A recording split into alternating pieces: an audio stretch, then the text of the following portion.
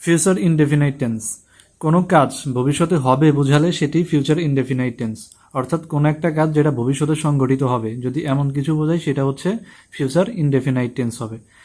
তো future indefinite টেন্সের গঠন হচ্ছে সাবজেক্ট প্লাস শ্যাল বা will plus verb one plus object.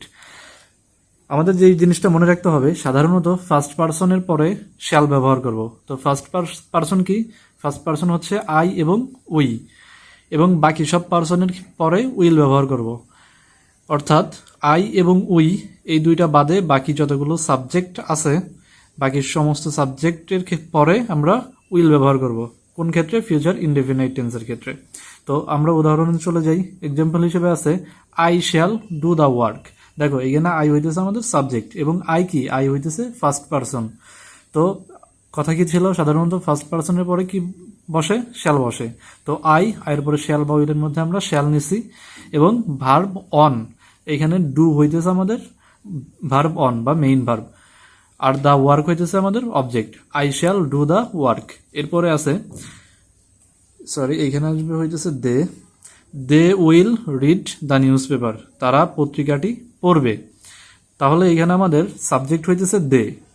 Shall বা উইলের মধ্যে এখানে নিতে হবে কি? উইল। কারণ কি? ফার্স্ট পারসনের ক্ষেত্রে হইতেছে আমরা শ্যাল ব্যবহার করব আই এবং উই এর পরে। দেখো এখানে আই এবং উই না, এখানে কি আছে? দে আছে। তো দে হইতেছে কি? বাকি অন্য সব পারসনের মধ্যে পড়ে। তাহলে আমাদের সাবজেক্ট দে এর পরে আমাদের শ্যাল বা উইলের মধ্যে উইল নিতে হবে, উইল ব্যবহার করব আমরা। দে উইল, এই তারপরে কি আসবে? Verb on. ভার্ব অন হইতেছে কি? আমাদের রিড। তাহলে they will read the newspaper, এখানে দ্য নিউজ পেপার আমাদের অবজেক্ট। এরপরে বলছে হি উইল কাম ব্যাক, সে ফিরে আসবে। এখানে সাবজেক্ট হইতেছে আমাদের কি? হি। আর শ্যাল বা উইলের মধ্যে আমাদের নিতে হবে এখানে কি? উইল। আর অবজেক্ট আর ভার্ব অন হইতেছে আমাদের কাম, আর এখানে কাম হইতেছে আমাদের কি? ভার্ব অন, এবং ব্যাক হইতেছে আমাদের এখানে এক্সটেনশন বা অবজেক্ট। তাহলে কি দাঁড়াইলো? হি উইল কাম ব্যাক, সে ফিরে আসবে। ফিউচার কন্টিনিউয়াস টেন্স, ভবিষ্যৎকালে কোনো কাজ কিছু সময় ধরে চলতে থাকবে যদি এরকমটা বোঝায় সেটা হচ্ছে ফিউচার কন্টিনিউয়াস টেন্স। তো ফিউচার কন্টিনিউয়াস টেন্সের গঠন কি? ফিউচার কন্টিনিউয়াস টেন্সের গঠন হচ্ছে সাবজেক্ট প্লাস শ্যাল বি বা will be plus verb one plus ING plus object. আমরা কি জানছি? আমরা জানি যে ভার্ব অনের সাথে সবসময় কি যোগ হয়? আইএনজি যোগ হবে। আরেকটা জিনিস মাথার মধ্যে রাখতে হবে, সেটা হচ্ছে ফার্স্ট পারসনের ক্ষেত্রে শ্যাল বি ব্যবহার করব। তো ফার্স্ট পারসন কি? ফার্স্ট পারসন হইতেছে আই আর হইতেছে উই। আই আর উই বাদে বাকি সব পারসনের ক্ষেত্রে আমরা উইল বি ব্যবহার করব। এক্সাম্পল হিসেবে এখানে আছে I shall be reading the book, আমি বইটি পড়তে থাকবো। তাহলে এখানে আমাদের সাবজেক্ট হইতেছে কি? আই হইতেছে কি? First person. তো ফার্স্ট পারসন থাকলে আমরা কি ব্যবহার করব? Shall be. এবং ভার্ব অন প্লাস আইএনজি, এখানে আমাদের ভার্ব প্লাস আইএনজি আছে। আর ভার্ব অন কি? ভার্ব অন হইতেছে আমাদের রিড।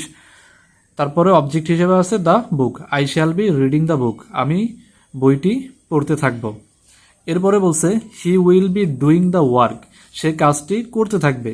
এখানে কি? হি হইতেছে আমাদের কি? সাবজেক্ট। হিটা হইতেছে কি? ফার্স্ট পারসন না, ফার্স্ট পারসন হইতেছে কি? আই এবং উই। যেহেতু হি ফার্স্ট পারসন না, সেক্ষেত্রে আমরা ব্যবহার করব কি? Will be. তাহলে সাবজেক্ট প্লাস শ্যাল বি বা উইল বি এর মধ্যে আমরা উইল বি ব্যবহার করছি। এরপরে কি? ভার্ব অন প্লাস আইএনজি থাকবে। এখানে আমাদের ডু হইতেছে মেইন ভার্ব, আর মেইন ভার্বের সাথে কি যোগ হয়েছে? ING. Doing the work, the work হইতেছে আমাদের কি? অবজেক্ট। তাহলে he will be doing the work, সে কাজটি করতে থাকবে। এরপরে বলছে you will be singing the song, তুমি গানটি গাইতে থাকবে। দেখো এখানে আমরা কি পড়ছিলাম? ভবিষ্যৎকালে কোনো কাজ কিছু সময় ধরে চলতে থাকবে।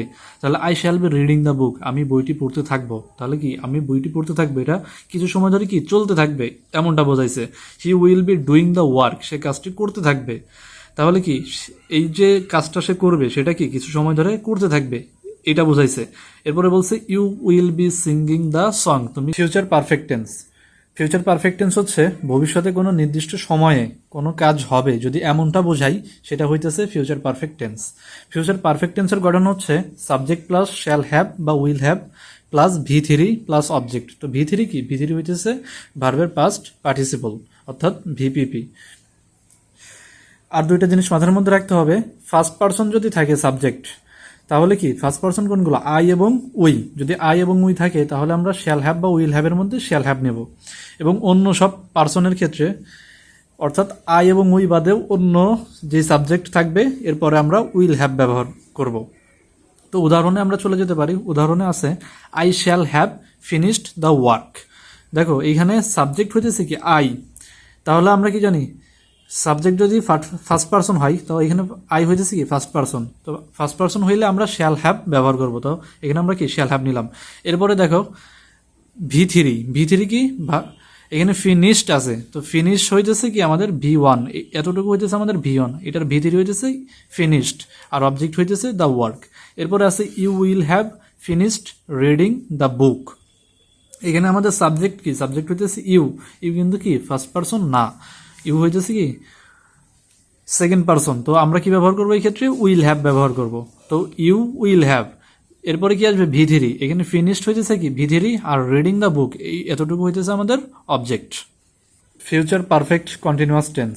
তো ফিউচার পারফেক্ট কন্টিনিউয়াস টেন্স কি, ভবিষ্যতে কোনো কাজ কোনো নির্দিষ্ট সময় শেষ হওয়ার পূর্ব পর্যন্ত চলতে থাকবে বোঝালে, বা দুটি কাজের মধ্যে একটি কাজ শুরু হয়ে চলতে থাকবে যদি এমনটা বোঝাই, সেটা হইতেছে ফিউচার পারফেক্ট কন্টিনিউয়াস টেন্স। তো ফিউচার পারফেক্ট কন্টিনিউয়াস টেন্সের গঠন কি, ফিউচার পারফেক্ট কন্টিনিউয়াস টেন্সের গঠন হচ্ছে subject plus shall have been বা will have been plus verb one plus ING plus object. তো আমাদের আর দুইটা জিনিস মাথার মধ্যে রাখতে হবে, সেটা হচ্ছে ফর এবং সিন্সের ব্যবহার। ফর কখন ব্যবহার করব, যখন হইতেছে ব্যাপক সময় মানে অনেক সময় বোঝাবে, সেই ক্ষেত্রে আমরা ফর ইউজ করব। এবং সিন্স হচ্ছে নির্দিষ্ট একটা সময় যদি মেনশন করে সেই ক্ষেত্রে আমরা সিন্স ইউজ করব।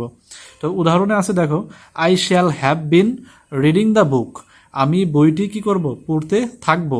তো এটা কি একটা নির্দিষ্ট সময় শেষ হওয়ার পূর্ব পর্যন্ত চলতে থাকবে এমনটা বোঝাইছে।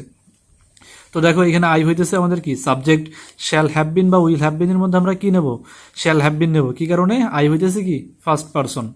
তো আই শ্যাল হ্যাভ বিন, এরপরে কি ভার্ব অন প্লাস আইএনজি। দেখো এখানে আমাদের রিডিং আছে, রিড হইতেছে কি আমাদের ভার্ব অন, তো ভার্ব অনের সাথে আইএনজি, দ্য বুক হইতেছে আমাদের কি অবজেক্ট। এরপরে কি বলছে দেখো he will have been living here for 5 years, সে এখানে 5 বছর ধরে বসবাস করবে। তো এটা কি ব্যাপক সময় বোঝাইছে। তো দেখো এখানে হি হইতেছে আমাদের কি সাবজেক্ট, তো হি হইতেছে কি থার্ড পারসন সিঙ্গুলার নাম্বার, এটা কি ফার্স্ট পারসন না, এই কারণে আমরা কি নেব উইল হ্যাভ বিন ইউজ করব। এরপরে ভার্ব অন প্লাস আইএনজি, দেখো এখানে লিভিং আছে, লিভিং এর ভার্ব অন হইতেছে লিভ। এরপরে আছে হেয়ার ফর 5 years, দেখো এইখানে ফর ব্যবহার করা হয়েছে, ব্যাপক সময় বোঝাইছে।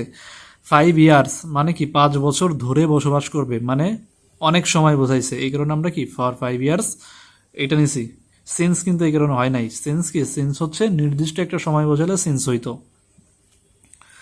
এরপরে বলছে we shall have been waiting for you, আমরা তোমার জন্য অপেক্ষা করতে থাকবো। দেখো এখানে উই হইতেছে কি, উই হইতেছে ফার্স্ট পারসন, এই কারণে আমরা কি ব্যবহার করছি শ্যাল হ্যাভ বিন। এখানে এরপরে কি আসবে verb one plus ING, wait হইতেছে আমাদের কি মেইন ভার্ব, আর এর সাথে আইএনজি যোগ হয়েছে, ফর ইউ হইতেছে আমাদের কি অবজেক্ট।